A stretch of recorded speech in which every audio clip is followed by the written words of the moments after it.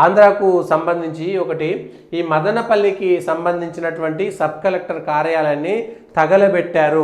అసలు ఆంధ్రాలో ఏం జరుగుతుందో అర్థం కావడం లేదు. హత్యలు 3 జరిగినాయి, 4 జరిగినాయి, కానీ 31 హత్యాయత్నాలు జరిగినాయి కొత్త ప్రభుత్వం వచ్చినాం. కానీ వీళ్ళ ఆరోపణ లేదు, 3 మాత్రమే రాజకీయ హత్యలు జరిగినాయి, ఒకటి సాధారణ హత్య, మొత్తం 4 జరిగినాయని ఏపీ పోలీసు వల్ల చెప్పేటువంటి అంశము. ఇవాళ మదనపల్లి సబ్ కలెక్టర్ కార్యాలయాన్ని తగలబెట్టేశారు. దీని వెనుక ఏమున్నది? పాత మంత్రులు, పాత అధికారులు అవినీతి చేశారు, అవన్నీ బయటపడకుండా చేసేటువంటి కుట్రలో ఇదంతా జరిగిందనేటువంటిది. తెలంగాణలో కూడా అదే జరిగింది. ఇది టూరిజం శాఖకు సంబంధించినటువంటి కార్యాలయంలో అగ్ని ప్రమాదం పైన కూడా ఇప్పటిదాకా విచారణ చేయలేదు. ఆ విచారణ రిపోర్ట్ కూడా బయటికి రాలేదు.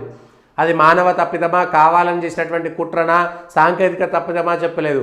ఇప్పుడు మదనపల్లిలో కూడా ఎవరు చేస్తారు? ఈ అవినీతి దొరకకుండా రికార్డులు కాల్ చేయడం వల్ల సాధారణ ప్రజలు ఎంతమేరకు ఇబ్బంది పడుతున్నటువంటి అంశం పైన కూడా చూడాలి.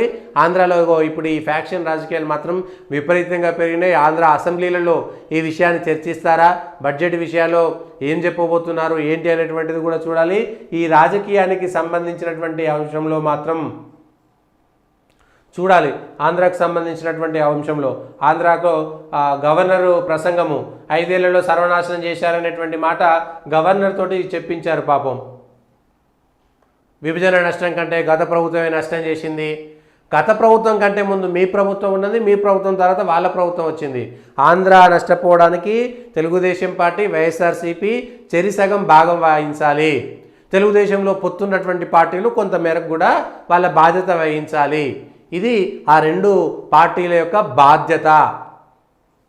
ఇవి ఈరోజు ఉన్నటువంటి వార్తల వెనుక ఉన్నటువంటి వాస్తవాలు, విశ్లేషణ. దయచేసి పొలిటికల్ వాయిస్ను లైక్ చేయండి, సబ్స్క్రైబ్ చేయండి, షేర్ చేయండి, కామెంట్ కూడా